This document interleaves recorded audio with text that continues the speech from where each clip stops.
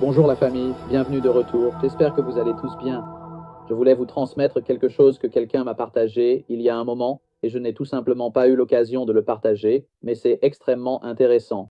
C'est l'une de ces choses que vous devez absolument partager, et les personnes à qui j'en ai parlé n'en avaient jamais entendu parler. Alors je me suis dit, peut-être que vous non plus. Et c'est formidable que nous partagions les informations que nous découvrons pour un peu lever le mystère de ce qui se passe au-delà des endroits où nous sommes autorisés à explorer. Et cette histoire est l'une de celles qui vous épatera parce qu'elle révèle en quelque sorte ce que nous supposions déjà qui se passait là-bas. Mais la personne qui m'a partagé cela a été très gentille et a dit: Hé, c'est vraiment cool. As-tu entendu parler de ça? Et je n'en avais jamais entendu parler. Jusqu'à ce qu'ils le partagent sur cette chaîne ici. Oui, oui, oh, un, deux, trois. Et ils ont dit: J'ai trouvé ça sur Facebook et je pense que ça vaut la peine de le partager avec vous tous. J'ai gardé la mise en page originale du post soit intact pour préserver son originalité. Donc, ils l'ont découpé. Vous verrez de quoi je parle ou de quoi ils parlent ici dans un instant. Et l'histoire, je vais faire défiler jusqu'à elle, commence juste ici. Et cette personne a contacté l'une de ses pages Vérité ou Facebook. Et il y en a beaucoup où ils parlaient du firmament. Et ils avaient un passé militaire. Et ils ont dit: Je n'ai jamais vraiment cru en Jésus ni fait tout le truc de l'Église. Mais je pense que j'ai vu les choses dont vous parlez ici.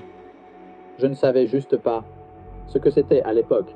Cette personne était dans l'armée de 1987 à 2000 et ils ont dit: J'ai été envoyé à la station McMurdo en Antarctique. J'étais mécanicien d'hélicoptère et chef d'équipage et ils avaient des tournées de volontariat ouvertes pour que des gars aillent là-bas et travaillent sur les hélicoptères. Quand ils ont demandé des volontaires, désolé, faute de frappe ici. Je vais essayer de lire et de dire ce que je crois qu'ils voulaient dire. Mais ça dit, quand ils ont demandé des volontaires, un tas d'entre nous ont postulé, mais seulement moi et un autre gars avons été acceptés. Le processus de candidature comportait un tas de questionnaires que nous devions remplir. Nous devions passer un tas d'entretiens en tête à tête. C'était surtout juste un tas de questions sur nos intérêts et nos croyances. Étrange qu'ils posent des questions sur leurs croyances. J'ai été envoyé à la station de recherche McMurdo en août 1998. Quand nous n'étions pas occupés à dégivrer les avions et à travailler dessus, nous avions le temps de traîner avec les scientifiques à la station de recherche. L'unité militaire attachée à McMurdo était petite et nous n'avions pas nos propres installations séparées. Nous n'avions pas de PX ni de centre médiatique. Il n'y avait ni chapelle ni aumônier et nous n'avions pas notre propre salle de courrier séparée. Nous devions simplement partager les mêmes installations avec les scientifiques et les chercheurs. Donc avec le temps, je suis devenu ami avec quelques-uns d'entre eux. Ils travaillaient et étudiaient deux types de glace différents. C'est là que ça devient intéressant. Un type de glace était le type normal que nous avons tous vu. Ils en extrayaient des carottes à partir de forages dans le sol. Tout comme la glace normale, elle était principalement claire et parfois blanche, et elle fondait en eau liquide si elle devenait chaude. Toute la région de l'Antarctique est couverte de ce type de glace, mais ce n'était pas leur principal type de glace. La seule fois où je les ai vus réellement étudier la glace normale, c'était quand une équipe de tournage de National Geographic est passée. Le reste du temps, qui était la plupart du temps, les scientifiques étudiaient quelque chose qu'ils appelaient la glace du ciel. Cette matière était totalement différente. Nous n'étions jamais autorisés à entrer dans les zones de laboratoire de la station parce que les laboratoires devaient être maintenus super propres et ils disaient que cela perturberait leur travail de laisser entrer des gens dans le laboratoire. Une fois, un des chercheurs avec qui j'étais ami m'a montré un morceau de glace du ciel. On ne pouvait pas toucher cette matière à main nue parce qu'elle était si froide. Elle n'était ni transparente ni blanche, comme la glace normale. Elle était d'un bleu solide, a-t-il dit. C'est pourquoi il l'appelle la glace du ciel, parce qu'elle avait exactement la même couleur que le ciel. Nous devions porter nos gants épais et lourds pour aller dehors afin de la manipuler. La matière était si froide qu'elle gèlerait instantanément votre peau si vous la touchiez. Je ne me souviens pas de la température qu'il a mentionnée, mais c'était quelque chose comme des centaines de degrés en dessous de zéro, bien plus froid que la glace normale à l'extérieur.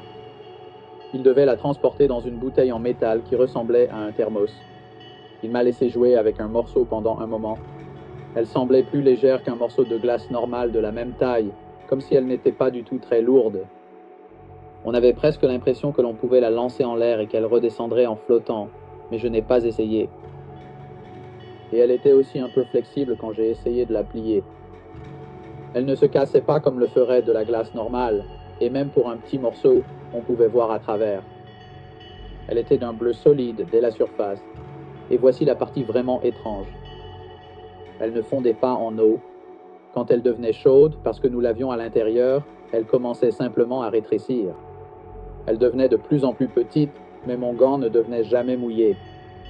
Et il n'y avait pas d'eau sur le sol. La matière se transformait simplement en air quand elle devenait chaude et s'évaporait. Il a dit que c'était la raison pour laquelle il devait étudier cette matière directement en Antarctique. Vous ne pouviez pas emporter la glace du ciel vers l'Amérique pour l'étudier, car il était presque impossible de la garder suffisamment froide pendant le transport. Puis ils ont partagé un verset ici qui dit « Et au-dessus du firmament qui était au-dessus de leur tête, il y avait l'apparence d'un trône comme l'apparence d'une pierre de saphir. Et sur l'apparence du trône, il y avait l'apparence comme l'apparence d'un homme au-dessus de lui. Et puis nous continuons, dit-il, elle se vaporiserait toujours dans l'air. Et vous n'auriez plus rien lorsque vous reviendriez aux États-Unis. » Il a dit que les scientifiques russes avaient découvert cela et ils ont essayé de ramener la glace en Russie. C'est pourquoi ils avaient tous des stations de recherche en Antarctique. Après peut-être 15 minutes de manipulation du morceau de crâne, il avait presque complètement disparu. Il ne restait qu'un tout petit peu. Mon gant est resté sec tout le temps. Je n'avais jamais rien vu de tel auparavant ni depuis. C'est inhabituel parce que j'ai toujours eu un intérêt pour la science. Je pense que c'est même pour cela que j'ai été sélectionné pour aller en Antarctique. Une grande partie de l'entretien portait sur la science, ce que je croyais à propos de la science. Donc j'ai vraiment trouvé ça génial de voir quelque chose dont je n'avais jamais entendu parler auparavant. Pendant tout le temps que j'étais à McMurdo, j'entendais des gens parler du mur comme si c'était un endroit spécial. Il est assez courant de trouver des murs de glace et des falaises de glace partout en Antarctique.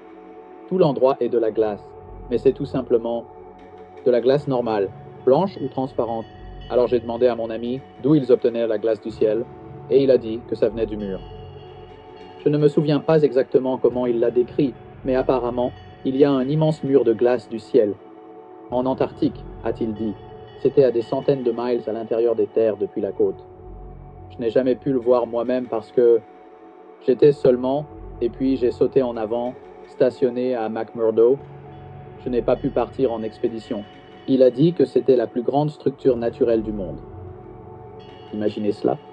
Il a dit que dans les années 1960, l'armée américaine avait un plan pour forer un tunnel dans le mur, mais il n'avait pas de machine de forage capable de supporter les températures extrêmement froides.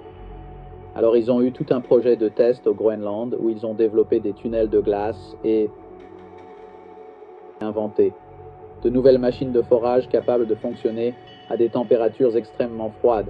C'était à l'époque où ils étaient en train de former la NASA et toutes les autres choses qui étaient un peu étranges. Le traité sur l'Antarctique à cette époque-là, assez proche de cela, dit comme ils ont fait tout ce grand projet au Groenland, juste pour s'entraîner comme s'ils s'entraînaient pour la glace du ciel. Je ne suis pas un expert en la matière, mais c'est juste ce qu'il m'a dit. Ensuite, une fois qu'ils ont mis au point la nouvelle machine de forage, ils l'ont amenée au mur de glace ou au mur en Antarctique. Il a dit que la machine avait foré un tunnel, je ne me souviens pas exactement, comme 5 ou 10 miles dans le mur, mais qu'ils n'ont jamais percé de l'autre côté du mur et qu'ils ne savent toujours pas quelle est l'épaisseur du mur, même à ce jour. Et je ne me souviens probablement pas correctement de cette partie, mais je pense qu'il a dit cela. Au début, le sol du tunnel était de la roche solide, mais après 1 ou 2 miles, le sol était de la glace céleste. Comme s'il y avait de la glace céleste en dessous après un certain point, ou quelque chose comme ça. Et apparemment, le mur se reconstruit lentement. Donc, il se reconstruit lentement après l'avoir coupé, car après environ 1 an, le tunnel avait rétréci tout seul. Une blessure qui se guérit d'elle-même. Elle commence à se refermer. Ils ont dû laisser la machine de forage à l'intérieur du mur parce que le tunnel avait rétréci au point qu'il était trop petit pour la sortir. En quelques décennies, le tunnel avait complètement disparu, comme si la partie du mur était redevenue solide. Il a dit que maintenant les scientifiques essayaient d'utiliser la technologie pour déterminer l'épaisseur du mur.